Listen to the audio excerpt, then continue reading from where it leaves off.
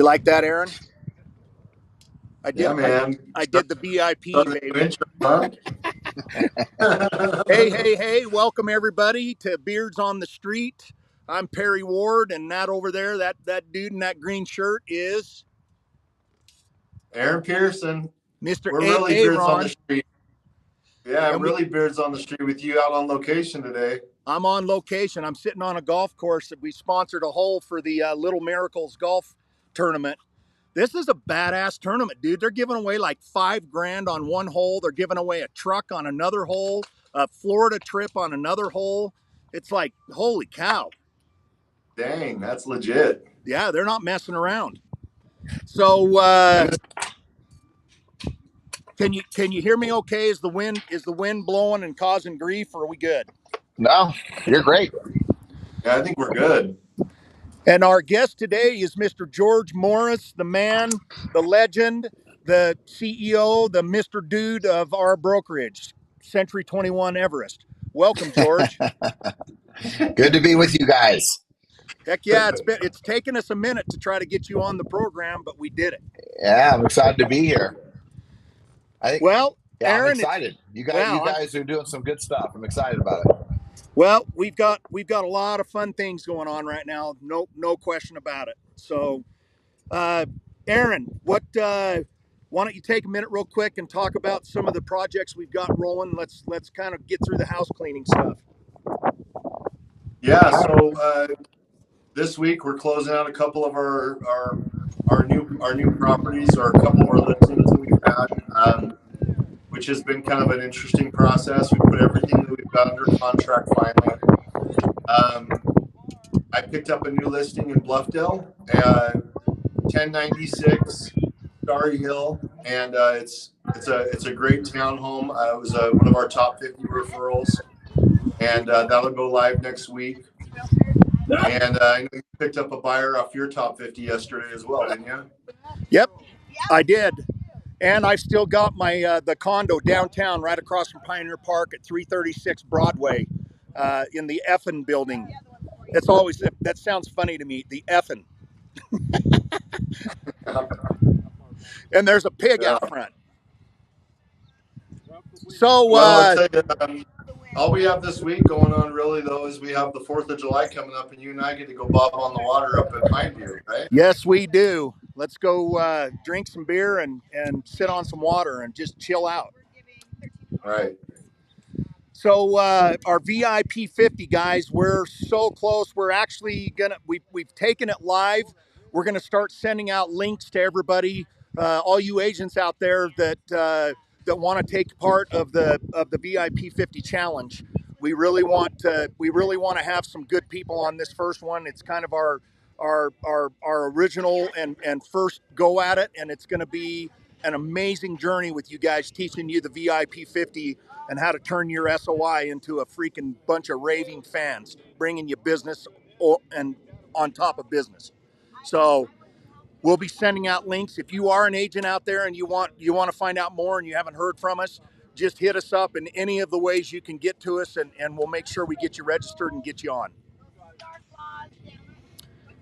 All righty, awesome. George Morris.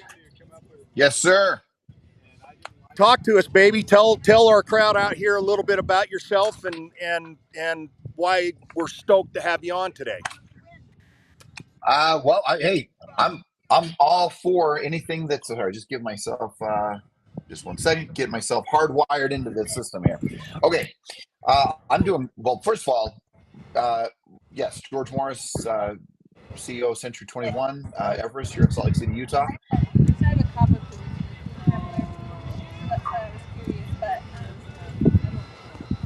Within what you do, but number two, I consider you both dear friends, so that makes it a lot of fun to do a podcast with a group of people you dearly love and you're connected to, and then also seeing your successes. And the best thing about this business, right, is people go through the highs, they go through the lows, and it has been awesome to just watch you guys persevere through difficult markets, difficult times, and continue to rise above all of it, and that is a cool thing to see happen. Well, thank you. It's been a lot of joy being at your brokerage. I can tell you that. Wow. Thank you, Perry. when I first came over, I didn't really want to make the switch. I was giving Aaron all kind, and Aaron and I had just met each other, so it's not like we were buddies at the time. We kind of got That's married. right. We got married together by his cousin, who's a builder that we were both, courting, trying to get his business. And I was over at Windermere, and I was happy as could be at Windermere, and but they wanted us with you guys, and so we bit the bullet and came over, and here we are 3 or 4 years later, and it was a good move. That's great. So, Yeah. George, why don't you take a minute and let's talk a little bit about the market and what's going on in the market.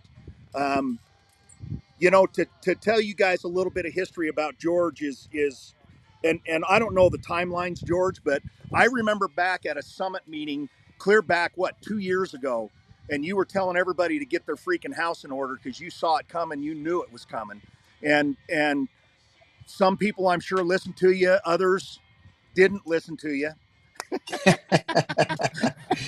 I do. It was March of 22. Yeah, yeah, and then And then I and said then it guess again in what? April of 22.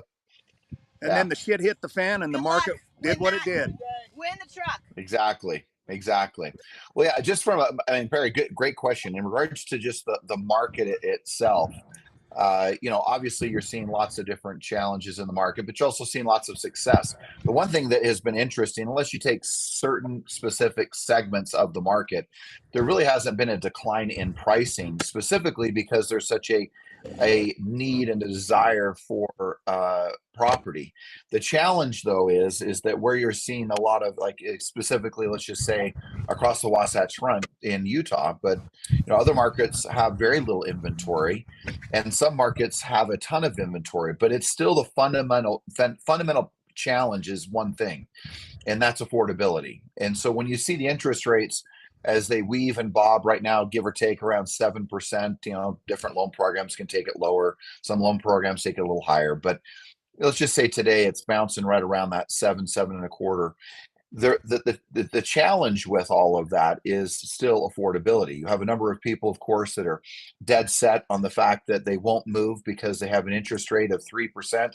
And although they may have a tremendous amount of equity, if you take even the last 5 years, home values in the state of Utah have gone up nearly 75%. So if you've owned your home nearly 5 years, we know that you have on average over $200,000 of equity.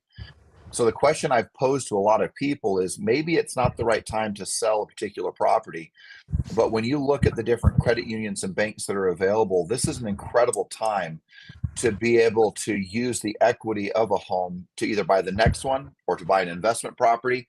And I see a lot of people who get focused on putting a few $100 into their 401k. And the question I always love to ask past clients or friends is, how are you using real estate to build your future?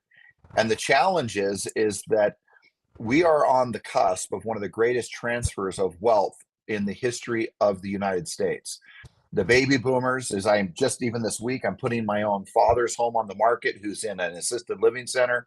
Every time I turn the corner, I'm talking to someone whose parents either have just passed or they are in some level of decline, and they're either living with family or assisted living, of course, or as I go back to their passing. And so what's happening is you're seeing this transference of wealth. And part of the wealth of America, of course, is this transference of real estate. So I think, in any market, as you look at it, people say, well, what's really going on? Well, look, rates and affordability and availability of homes in certain market shares are a real challenge. But the benefit is that in the game of real estate, there's always deals to be had. And it's not very often that you have a market that is really balanced between, is it a buyer's market or a seller's market? Today's market's a really common thought or common belief that it's both a buyer and seller's market, because you're not seeing prices go radically down, but you're also seeing still competing offers on the rise up. So in a nutshell, when you start looking at the transference of wealth, you start looking at people's lives. As an example, there's always going to be divorce. There's always going to be people who have made it big and they want to upgrade. There's people People who are passing. first-time home buyers. There's cash buyers. There's investors. There's even now notices of default where people are really behind on their payments. And there's people who get advanced their careers who have money to spend. There's people who get job transfers. there's still so many opportunities for transactions, whether where I'm speaking to an agent or whether I'm speaking to a potential client of yours or anybody's, is people have to ask themselves, is it still a good time to buy or sell real estate? And the proven fact is this, that over the last 100 years, home values have consistently rose. And if you're going to own a home for longer than, let's just say, 3 to 5 years, typically in the past, I've said 7. But I would tell you that in today's market, if you're going to own it at least 3 to 5 years, you're going to sell it for more based on historical data, is what seems to be the common cause or They're going to common come out of it. reality. They're going to come out of it Yeah, a-okay. So 100%. now here's the other, and I'm not wanting to get political here at all, George, but it's on everybody's minds. I get asked this question all the time, you know, with the elections, and I'm sure you watched the debate last night, and I and did that little schoolyard brawl. yeah, and our commander in chief losing his mind. Um, Right. you know, talk to people, because people ask me all the time about, you know, what's the election going to do? Should I wait until after the election? What's going on here? Is there going to be a huge change? So talk about that. Yeah. Well, I think one of the first things I would say is a lot of people right now with, pricing and specific to interest rates, let's just say not pricing of homes, but the interest rates. I think the thing that I've often said for the last 2 years is to lock in your price before, and you can always relock your rate. You can always refinance, but when this shift occurs in the market where rates will come down, because it's just inevitable they will. And although it's the 50-year average is what it is today, is basically the 50-year average of interest rates is 7. But still there's an affordability. And as much as people want to say, oh yeah, but 7% is great. Well, it's great, but 7% at the average price of a Utah or well, let's just say Salt Lake County home is still over $500,000, or actually, sorry, over $600,000 is the average home. The fact is that prices are way up, even though the rates may be very similar. So, in relationship to the market, specific to politics, people have asked me, well, what's going to be the difference if there is a different president? This is what will happen. Consumer confidence will go up. The red tape that is the bureaucracy of real estate and politicians kind of essentially will go away. I still think you're going to deal with the inflationary issues, but there's going to be a tremendous amount of more confidence into the market. And with that confidence, what you see is that rates and activity will drive it down, whether that's in the bond market, whether that's in the stock market, whether that's in mortgage-backed securities. You're going to see a reduction in interest rates in the next 6 to 9 months. I believe that everyone is poised to see that happen. And I don't know if it's going to matter who's president, but I do know this, that if it is a different president, there will be a tremendous more confidence in the marketplace. And people, when they're confident, spend money. When they're not Exactly. confident, they don't spend money. Exactly. Matter of fact, I just talked about that in a posting I put out on social media. That exact same thing. So, Yeah, scared people don't buy, but confident people do. correct. Exactly. And that's whether it's a car or a house or going on a vacation, you start to realize that when people lack confidence in their future, they of course constrict and they tighten up and they stop their spend. So I think that's really relevant. Perry, you asked me a question before that, and I just want to address that, or we talked about 2 years ago.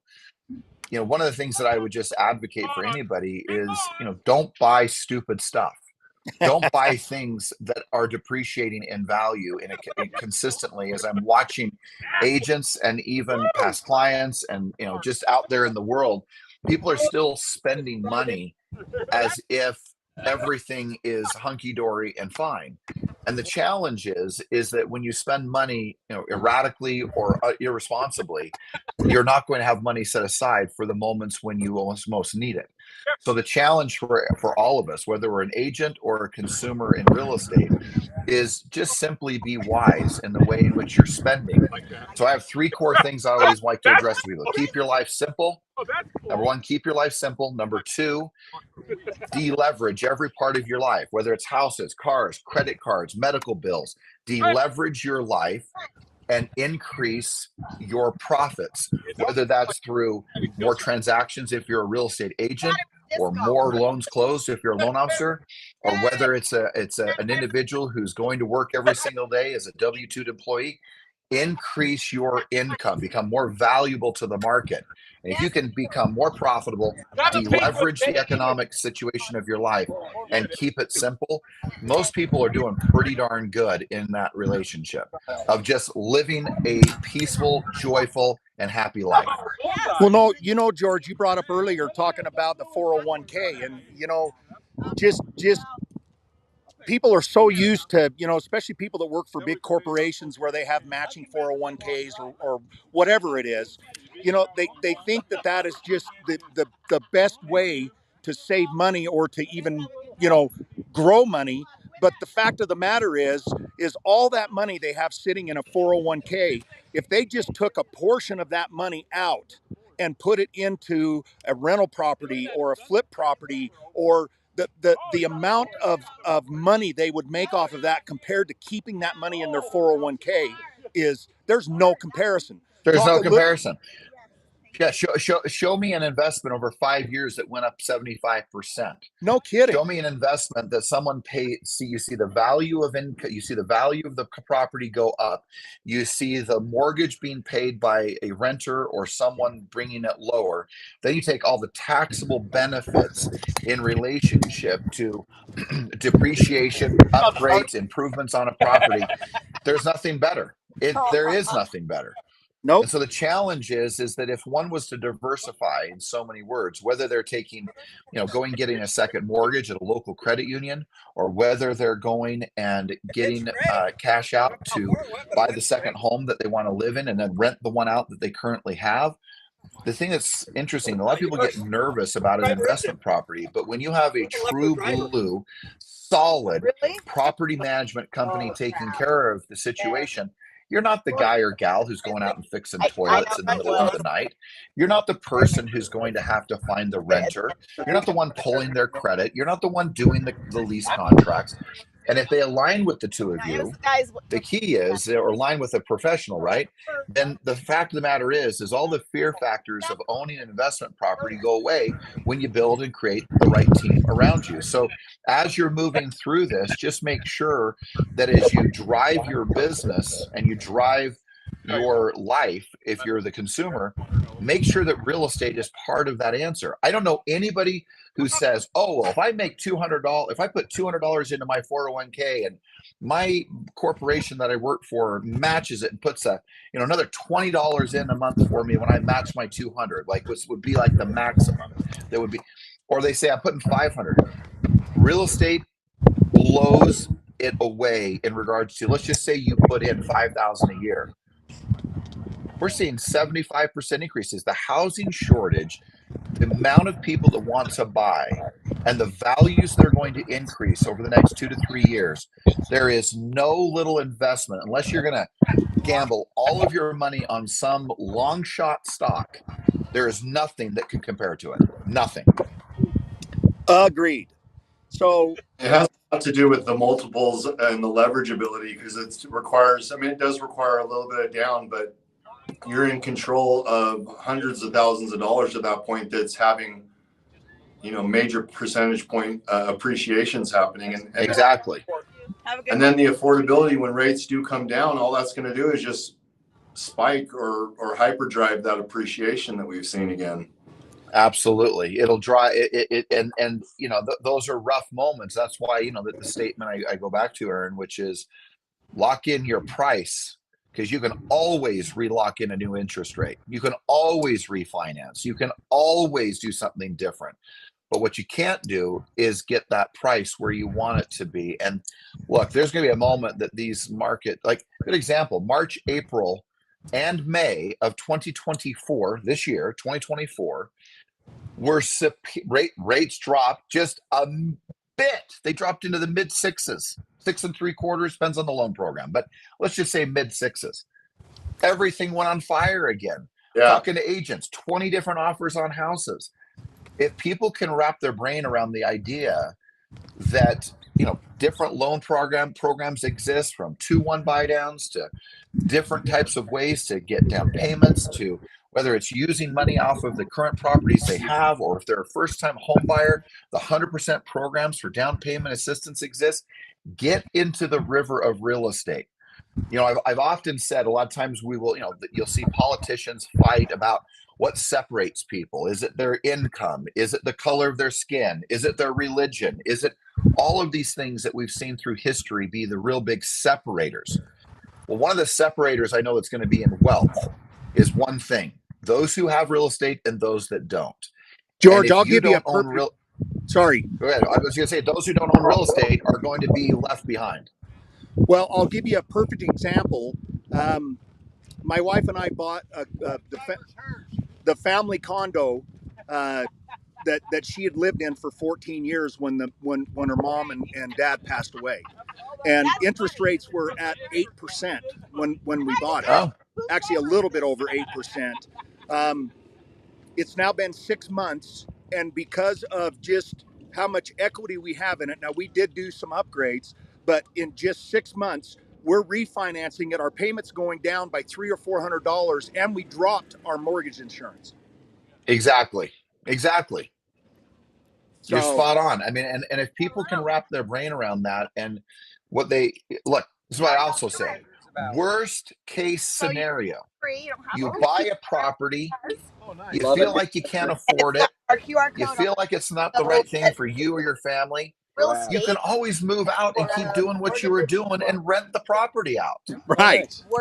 I mean, the worst thing that happens is you now own a property, you rent the property, and you go back to what you were doing before.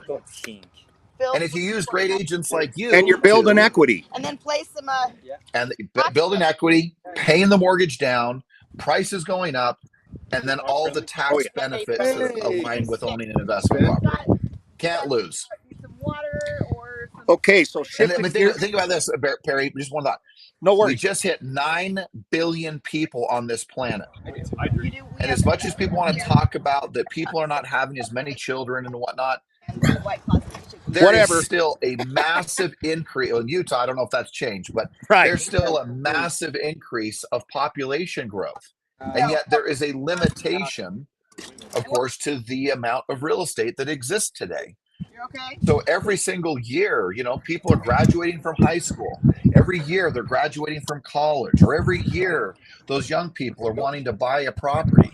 It is no secret that even the hedge funds, the stock market itself, Wall Street, let's just say it that way, Wall Street has come to understand that there is tremendous wealth in short-term and long-term holds of real estate. That is why hedge funds are buying out entire developments. Why? Because it makes sense. And they only do, and this is what I can tell you: hedge funds in the stock market and Wall Street only do things that make sense in regards to their investments. They're about one thing: make money. That's it.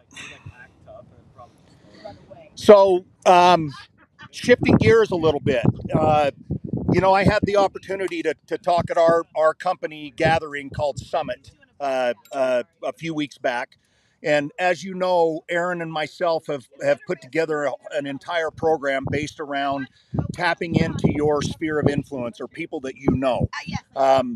We call our program the VIP 50. And as I announced earlier in this program, we've opened it up, and we're now reaching out to real estate agents and teaching them our system so that they have a system and they have a set schedule and they have a set step-by-step system to build their business based around their SOI.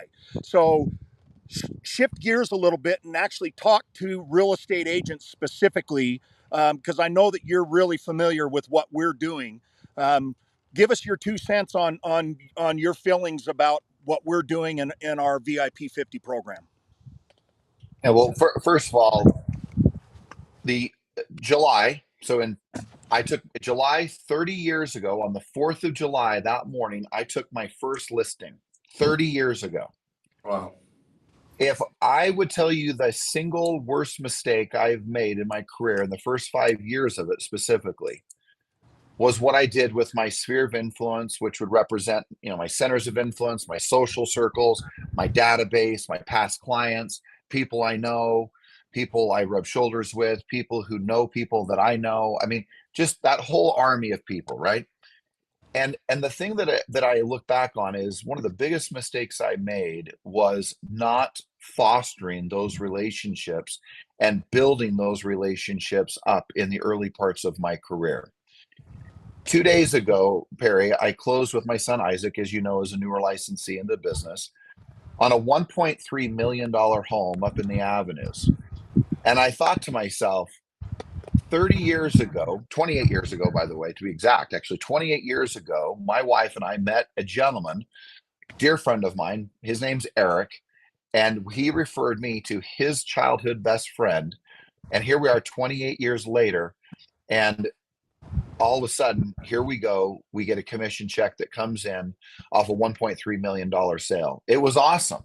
And it was such a beautiful experience to be able to take care of someone that you love, someone you care for, and to see them succeed on the fact of just simply, again, as we've been talking about real estate.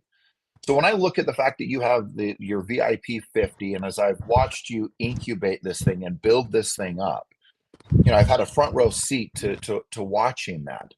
And one of the things that what I've really appreciated has been the fact that in the scope of that, it is the single most important thing an agent can do, which is to work their sphere of influence and to create a relationship and friendships that are deep within that, so that they're not out every day working with people that are doing worse, or sorry, or not doing worse, working with people that they're randomly calling and that their They business don't know almost them. seems like it's You doing have to worse. spend Right. Exactly. so much time trying to even build a relationship where they even want to Exactly. work with you. So there's three indicators that tell me whether an agent's on track with their career in relationship to their sphere, which you and I have talked about. All three of us have sat down one day and talked. Number one, their business is getting easier. And my observation is the number of agents who have been in this for longer periods of time, their business has not gotten easier. That tells me they're not working in their sphere. The second thing is, remember, I told you a $1.3 million property. Well, Perry, it took me years to get to those levels of property, but it was because of referrals. People who knew me, trusted me, had heard about me, or were referred to me in your world, right? The VIP 50. So not only did my business get easier, is that my sales prices went up. And the third component is people are not asking any of us this. I know they're not asking you guys this because of the great job you guys do, but they're asking, are you still in real estate? And if you're being asked if you're still in real estate, there's a Doing it problem. If you wrong. go to the family party and they wonder what you're doing now today, there's a problem. If you go to just to go hang out with your buddies and they go, hey, are you still in real estate? You're screwing this thing up massively. So if prices aren't going up, you're still being asked if you're in real estate and it isn't getting easier for you, you're screwing it up. Big And time. you guys have come up with a solution in the way in which you focus on that sphere and those past clients, those centers of influence, and people that have the influence and the connections that you have to them is so powerful. Yep. And it can't be overrated and understated. Is that, again, I go back to biggest mistake I made in the first 5 years of my career is I thought I didn't need those people. And then all of a sudden, I had some health challenges. I had some disruption in my life.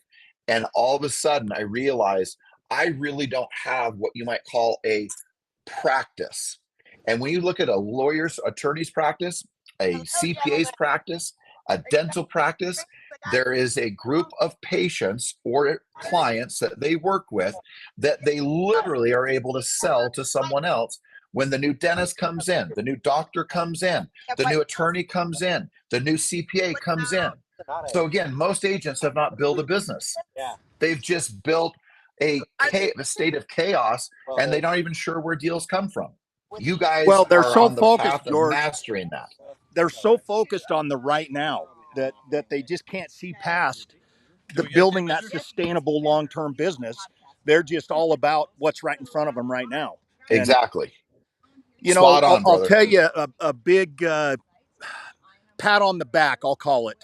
That for me was when I was at Summit and I was sitting up there on that panel, and the number one agent in this brokerage, Brian Burnett. I mean, I'll let you talk about Brian and his successes and how awesome this kid is. Um, you know, when we were asked our biggest regret, his was straight up VIP 50 and putting together your sphere of influence. Yeah. Yes. Well, you look at Brian's journey as I've seen it over these last, excuse me, ever since he was in the business. Hold on. Ever since he was in the business, I've known him. He wasn't with our company, but when he joined us just shy of about a decade ago, he was making good money. And I remember sitting down with him, and that conversation was about his sphere and building a centers of influence, building, to your point, a VIP 50. Oh, no. You can't sustain the number of deals he does, which is nearly 200 plus transactions, the number of listings that he takes, the amount of travel that he has, if you didn't do those things with your sphere.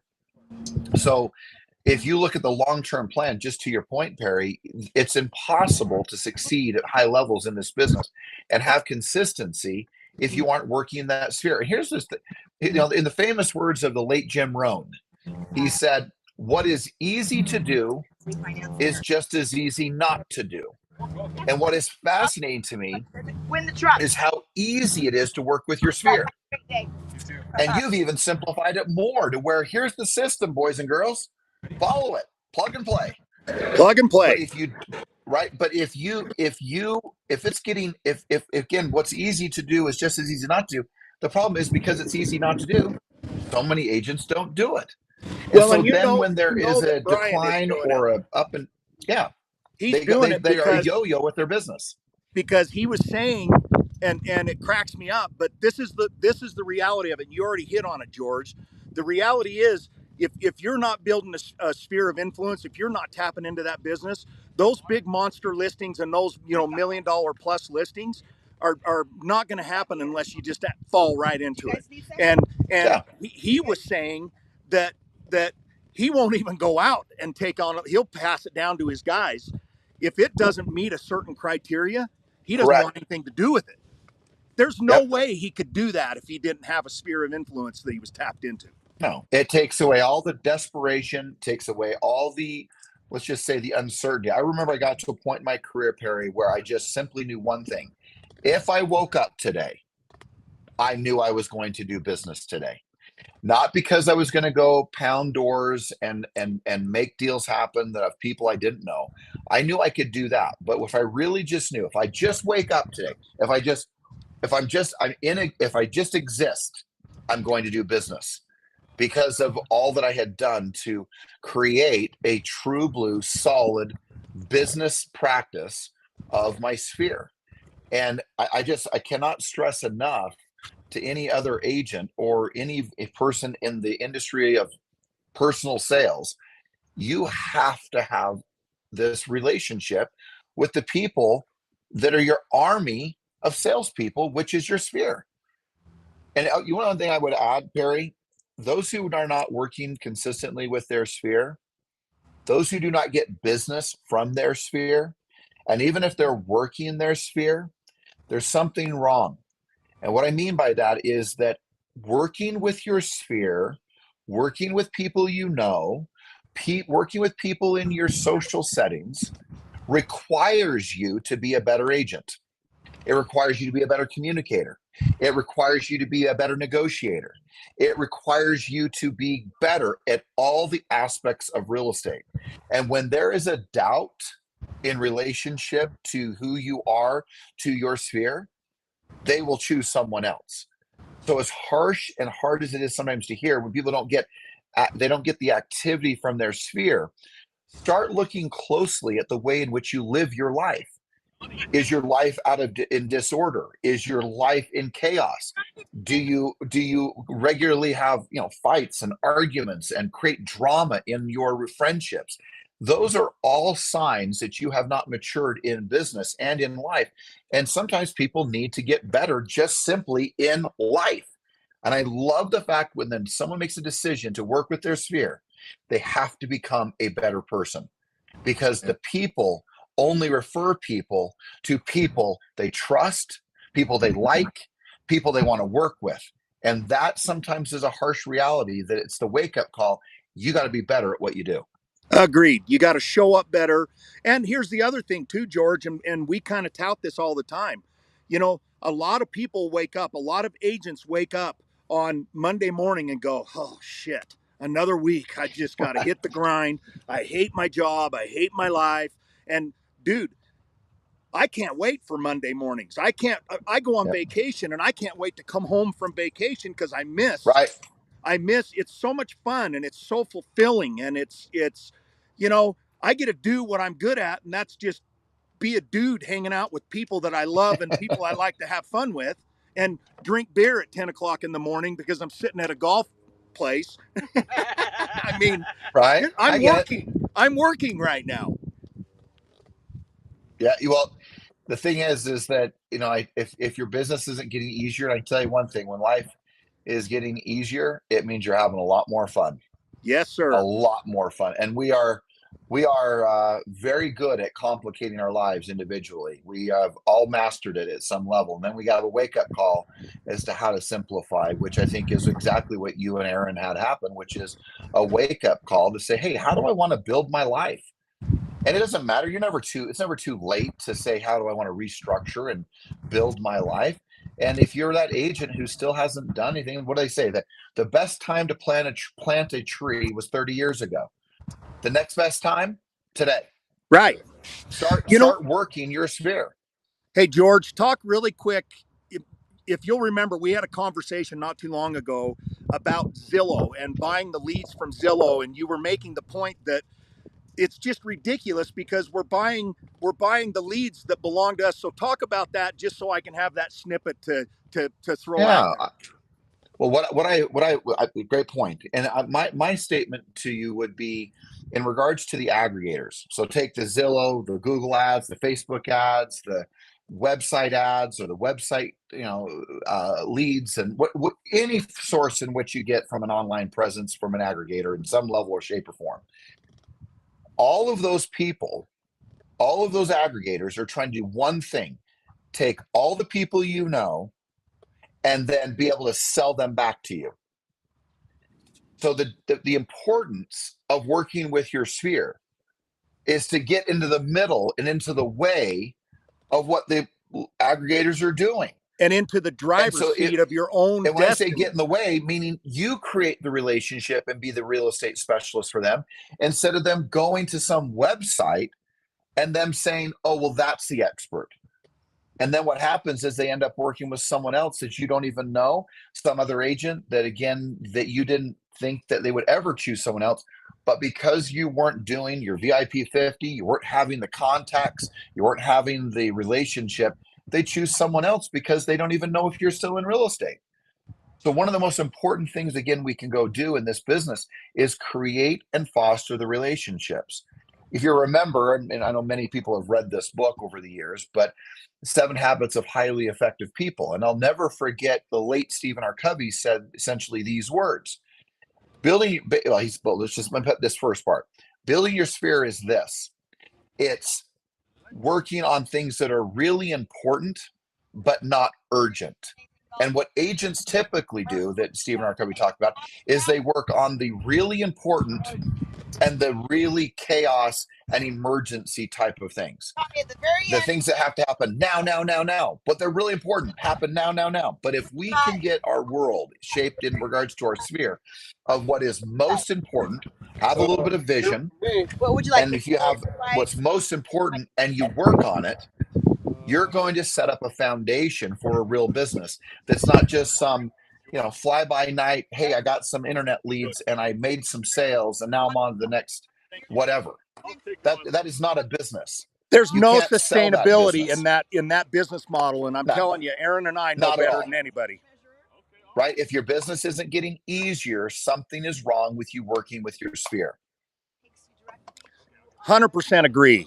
You know, I'll just tell a quick story here, and I can't remember if I've told you this or not, George, but back in the day, a number of years back, my two younger brothers bought my mom a house in Brigham City, which is in Utah, which I'm licensed as a real estate agent, and my own brothers didn't call me.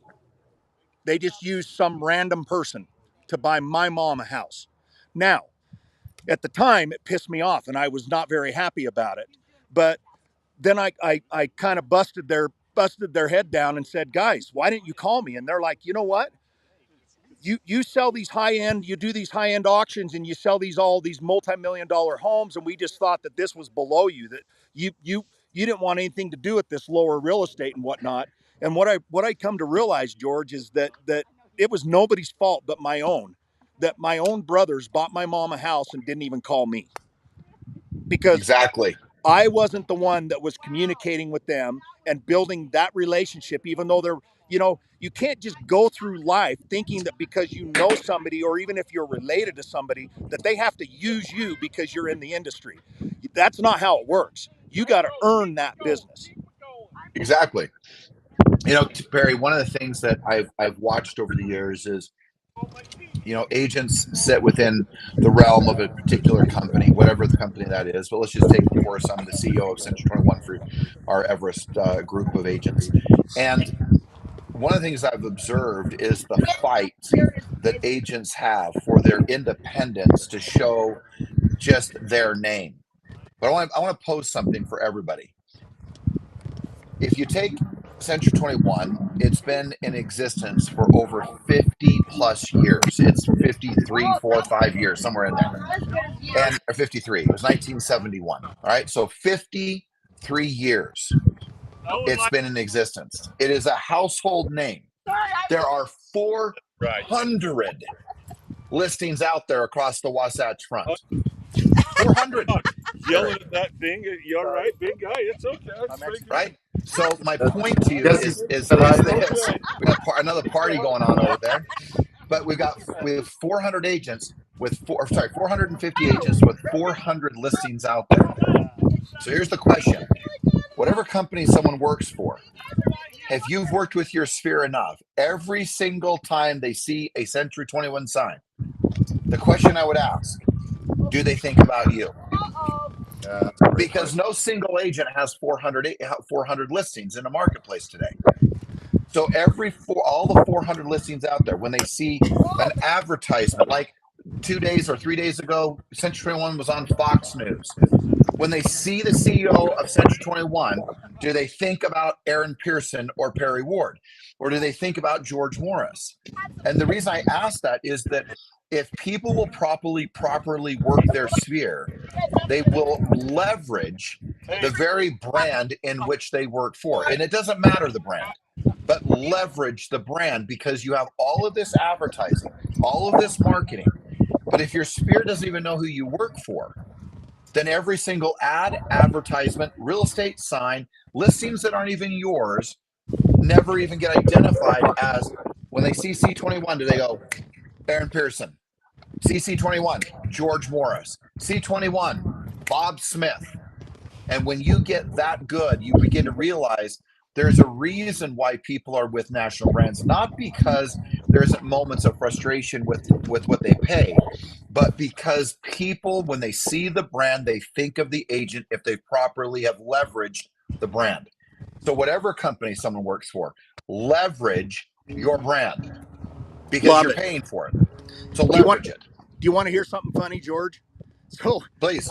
I was just telling you that story about my family, and so we're at this golf tournament. We sponsored a hole, and this dude comes over right while I'm online, and because he heard me, I'm a passionate kind of guy. I get passionate. Yes, you are. And he walked over and he's like, "Do you need a hug?" And gave me a big hug. I love it. Hey guys, talking about those online leads, I heard a stat this week that basically, Aaron, we all have. Aaron, are you here? I didn't even know you were here. Right. I've been listening to you talk as usual, Perry. I know. Hey, Aaron, dude, stop trying to talk over me, you son bee. Right, right. No, but if you're not in contact and we're not, obviously working and investing in those relationships, the stat I heard is that every one of those people that we think we're in a relationship with, they're in 4 other agents' databases. Wow. Well, Yeah. that is an interesting. Yes. So if we're not doing our part and systematically keeping in touch and actually working through those relationships, either somebody else is, or the big aggregators like you're talking about, George, Zillow, They're going to win. Trulia, Yeah, they're trying to those.com. take the client and then sell it back to you. Yeah. Basically, So they're making money for the job that you should have been doing, right? Any agent, right, any agent. Exactly. One of right. the things I was going to mention, you look at the marketplace just across nationally. I know the stat gets changed a little bit here and there, but of course, one of the core logic stats and different things is essentially 1 out of every 2 agents have not sold a home in the last 12 months. 1 out of every 2, 50% of the market essentially has not made a sale. Wow. That seems inconceivable that when Wow. people again are getting divorced, people are dying, first-time home buyers, investors, job transfers, job promotions, losing jobs. You look at it, should be an absolute inconceivability that there is not business happening. But when we remain as a secret agent, and we have 3 choices in this business. We either wait for business to happen, we wait for people to call, or we do really passive type of marketing, send out a flyer, send out a postcard, send out a newsletter, but the depth of the relationship is still not being handled. So if you either wait for business, number 2, you go buy business, speaking to your point, Aaron, about aggregators like the Zillows and others, or number 3, the way in which the real producers happen, like you guys, the Brian Burnett's of the world, and other great agents, they go out and get it. Meaning they have legitimate, meaningful conversations. My observation is I would rather have people have, let's just say, 5 meaningful conversations with their sphere than go have 30 when do you plan on selling conversations with people they don't know. Yeah. Because those 5 conversations of meaning that have depth to them will be far more productive, and you will build off of that than you will of the randomness of just simply calling 30 people that you don't know. Now, perfect world, I'm always going to advocate, man, you do everything you can on that VIP 50. And on top of it, go talk to some people you don't know. And the combination of those 2 things together makes an agent unstoppable. And even in today's challenges of the market, you will be unstoppable. You know what, George, George? Even on that point. Wait Go a ahead, second, Aaron. Dean. You're talking over me now. George, I want to just kind of compliment the consistent message that's here in the office that really, helps keep me going. But last night, you're in Spiro, hosted a call night in office where we had loan officers in the office prospecting side by side with us, calling our SOI. Funny little fact. Your gal Cynthia actually prospected to one of Perry and my past clients, and Perry was enjoying his time with his wifey last night. He got a call with a reminder of a lead that your loan officer went and drummed up for him. That's Good. great. Get your butt to work, Well, but Cynthia. that speaks to the fact is that if you don't go out and get the business, if you're waiting for it, someone else is going to call them and get them. Whether it's, again, the aggregator or some random agent, someone's going to get them if you are not actively doing your job, which, again, speaks to your VIP 50, which is extraordinary at every level. Well, and I even want to throw a plug in here. I think based on those stats, or that stat that you were just talking about, George, I think that a lot of them, especially newer agents, agents that have been in the industry for, I'd say, less than 5 years, I think a lot of them are just scared, and they don't know what to do. They don't know how to go out and where to get it. Absolutely. And I think they just kind of freeze in place because you go through the schooling, you go through taking the tests, you give the state all that big pile of money, and then all of a sudden you go, oh shit, now what? I don't know what I'm supposed to do now. And just to throw in a plug, that's the beautiful thing about the VIP 50 is we give you an absolute step by step by step. Do this first. Stop looking at the big picture. Just do this. And when you're done with this, do the next thing. And when you're done with the next thing, do the next thing. And what happens is that when you follow that process, before you know it, you look up and you've climbed the Mount Everest and you're sitting on top of the mountain and your 50's built and you're cranking. Absolutely. Absolutely. That's the whole point, right? Working on the most important things, but not the most urgent things. And when you're capable of building the maturity in this business that is required for you to have enough vision to see what something could become as you grind through creating these depth of relationship, you win the game. That's the Every beauty. time. Here's the thing, it's the only way you create depth in a relationship is you slow down. Any meaningful moment in your life, any meaningful moment, not the tragic moments, meaningful moments happened because you slowed down. The birth of a child, a marriage, a child maybe does something religiously that you slow down. A graduation of just this year, last year. No, wait, this year. Wait, last year. Gosh, I can't remember when I went to my son's graduation. I cut off my phone. I put Hey, it on George. airplane mode. I remember him walking across the stage. We didn't think he was going to graduate. He did it. And I slowed down. I stopped everything. And only way you get depth to any friendship and association is slow down for just a second. And then Agreed. you will create meaning and depth and connection. Well, George, man, I am so grateful that you came on this. I knew it was going to be a great episode when we can finally get you on. So I'm glad that you slowed down enough that you could come on You're awesome, with us brother. guys. And thank you so much for all Thanks, your George. support to us. I love both of you dearly, and love you literally both like a brother. So just same. just know that it's a special relationship. And to your point, and to my point, everyone's point, you want to have meaningful relationships, create some depth, slow down just a little bit, and have a conversation with people instead of trying to be so efficient that you become, it's not even a word, but I like to call it deficient. And that is the last thing anybody needs, is to be deficient in their relationship so they're the most meaningful to them. If they don't slow down, they never become what they want them to become.